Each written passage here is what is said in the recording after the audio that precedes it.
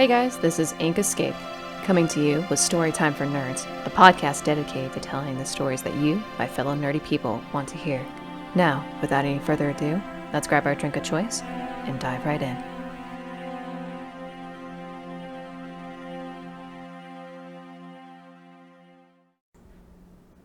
The Sanctum, Episode 2.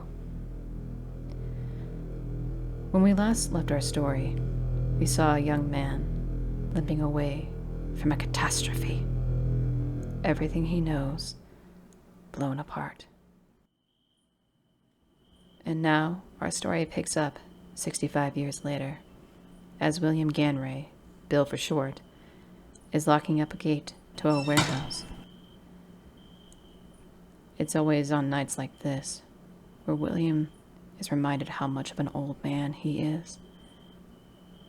He stretches in his janitor's uniform, back aching from his job cleaning the old warehouse. As usual, when he's locking up, he thinks back to his old life, because William Ganray wasn't always just an old man known for his gruff exterior. In fact, William Ganray didn't always exist. He used to be.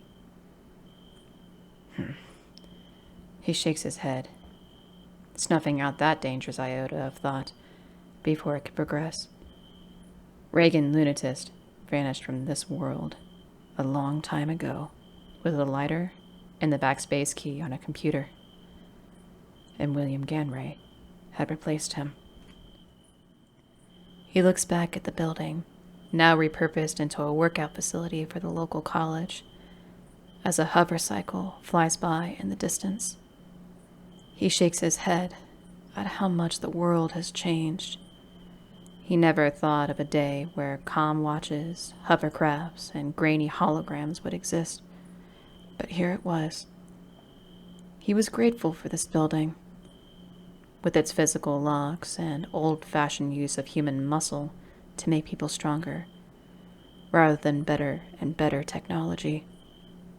The university had asked him to update this building's security system with codes and personnel recognition, but he had refused. The key ring he now holds feels satisfyingly solid in his hands. He, of all people, knows that these physical locks are much more difficult to break into than any electronic security system. He runs his thumb on two particular keys, tarnished brass ones, that nobody knows exist, not even the university who owns the building, and he is determined to keep it that way. He turns as he hears someone approaching. "Forget to say goodnight before heading out, sir?" the night watchman named Colin teases. Bill looks up at the dark sky, the sun having set several hours ago, and knows it is time for him to go home. But as usual, he feels a spike of anxiety, knowing what he is leaving behind. Colin doesn't know what he guards, but at least for now, it's enough. Nobody bothers the building anyway. The old man grunts and looks at Colin as he replies, "Nope, just waiting to see if you noticed I was leaving, Mr. Security." He banters back. Colin looks at him in genuine concern. "You look tired, sir. Are you okay to drive?" he asks. They had gotten to know each other over the past few months, Colin having just graduated the police academy. He was on his first assignment to guard this building, and Bill was usually getting ready to go home as Colin would begin his shift. Bill shuffles slightly. "Yeah, I'm fine. Nah, I'm not tired, just in pain. Bad back," Bill says as he gestures toward the building. "Well, she's all yours. Keep a sharp eye." And he gives a half-hearted salute, which Colin returns kindly. He grins and says, "Good night, sir. Good to see you." Bill's back aches terribly by the time he makes the long trek to his car. He feels relief as he reaches the driver's side door, but this disappears as soon as he realizes he forgot his car keys on his desk. You see, Bill never bought an updated car, one whose ignition and lock connects to the CommWatch system. He always preferred a classic car, which had a normal key. Right now, he was regretting that decision. The weight of his car keys combined with the warehouse keys always pulled his pants down, and it was bloody uncomfortable. He always had to carry the warehouse keys separate from his car keys. "Damn it," he growls, looking back at the warehouse. But he knows staring will not make the walk shorter or any less painful. So he begins to shuffle back. As he approaches the gate, he thinks of having Colin grab his keys for him. He calls out loudly, "Colin!" Silence is his answer. Bill growls again, thinking Colin is probably listening to some music or something. He pulls more air into his lungs. "Colin!" But there is only more silence. Even the crickets seem to have stopped singing suddenly.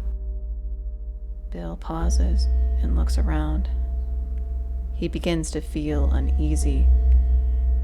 Forgetting his pain, he sets his jaw and hurriedly begins to unlock the gate. "Yes, sir?" comes Colin's voice, and Bill relaxes, annoyed now that the kid had made him worry for nothing.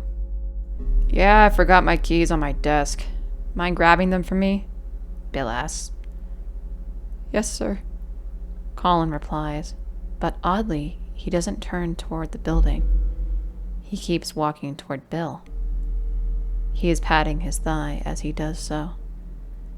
Bill at first thinks the kid didn't hear him properly until he recognizes a pattern to Colin's tapping.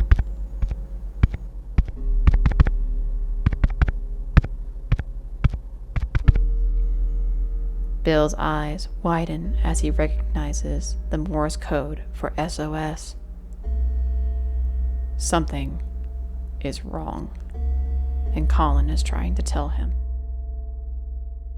Bill looks at Colin more closely and sees his gun holster. It's empty. Bill pulls in a breath to steady himself, closing his eyes as he does so. And Reagan, lunatist, opens them. He looks at Colin pointedly. "Colin, how many pull-ups were you able to do at your last PT session?" Colin looks at him, a confused expression on his face, before comprehension dawns on him. 10, sir.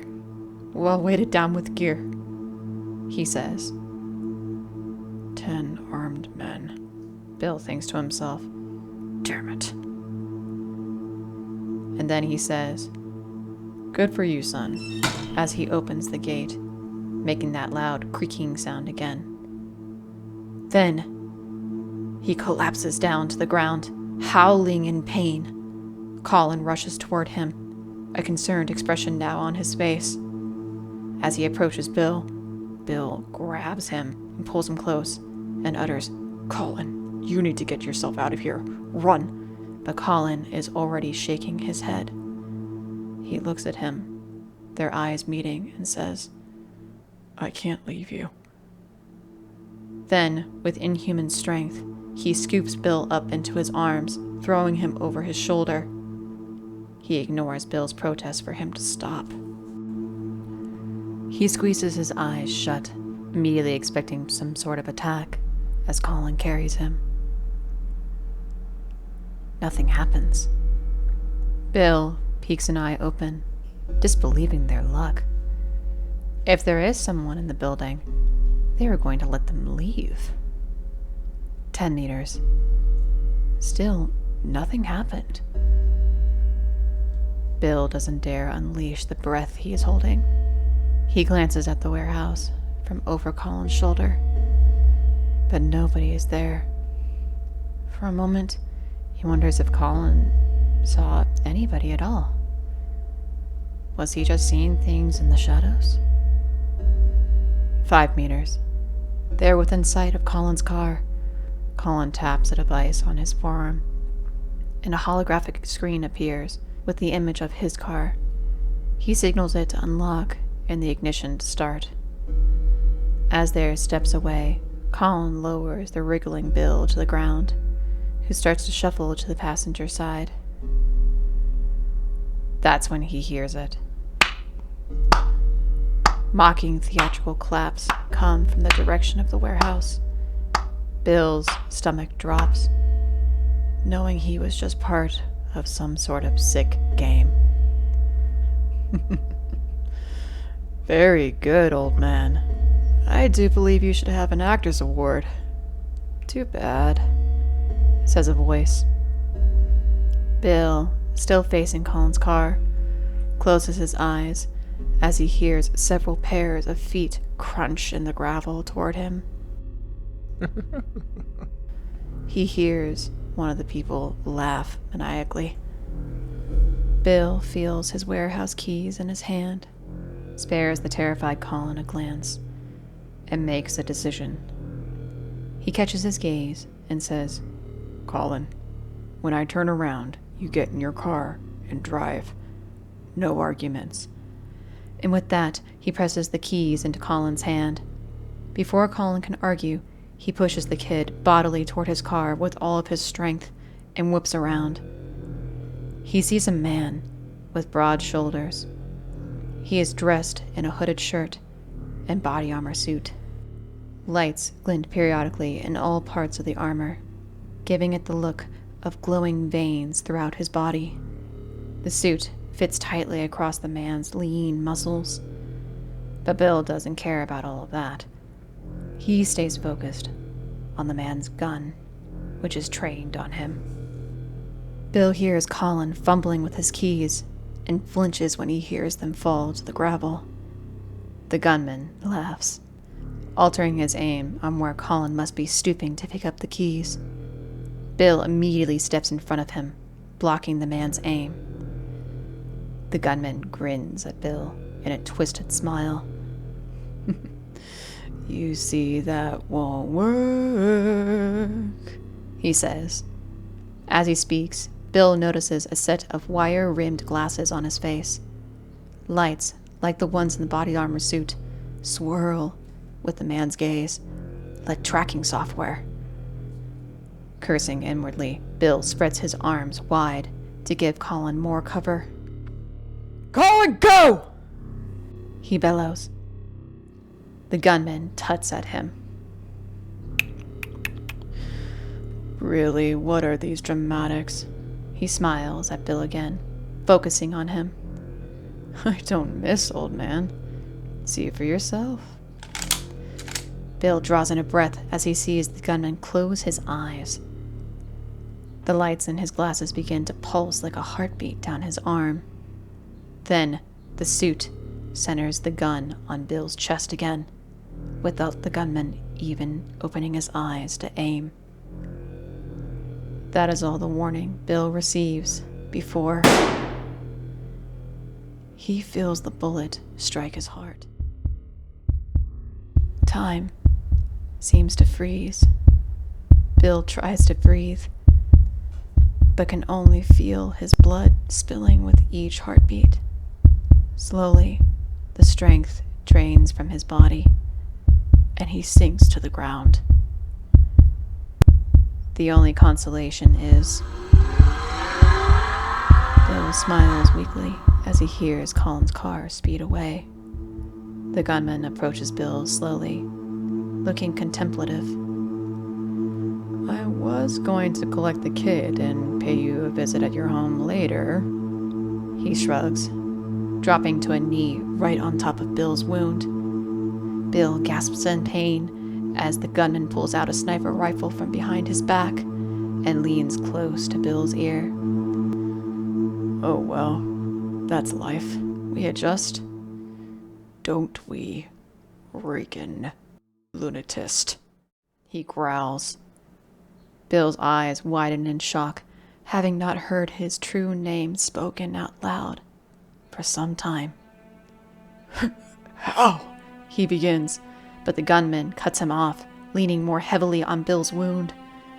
The hard edges of the gravel dig into Bill's back, and everything hurts as Bill's blood creates a pool around him. The gunman takes aim at Colin's retreating car.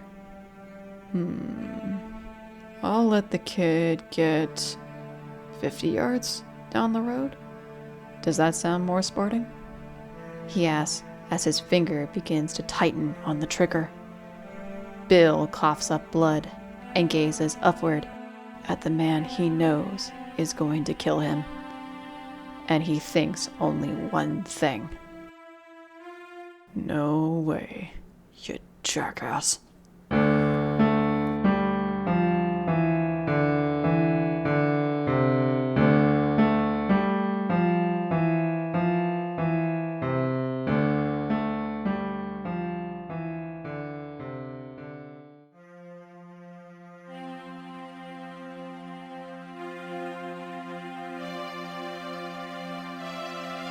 Hey guys, thank you so much for giving episode 2 of the Sanctum a try. I really do appreciate it. A lot of work went into this production, and as always, if you like the story, feel free to check it out on Amazon through my book that I have published through there, and also to like and subscribe if you haven't. To all my nerds out there, wear your nerdiness proud. All hail nerds! Thank you so much, everybody. Hope you enjoyed. And check it out next week for episode 3 of the Sanctum.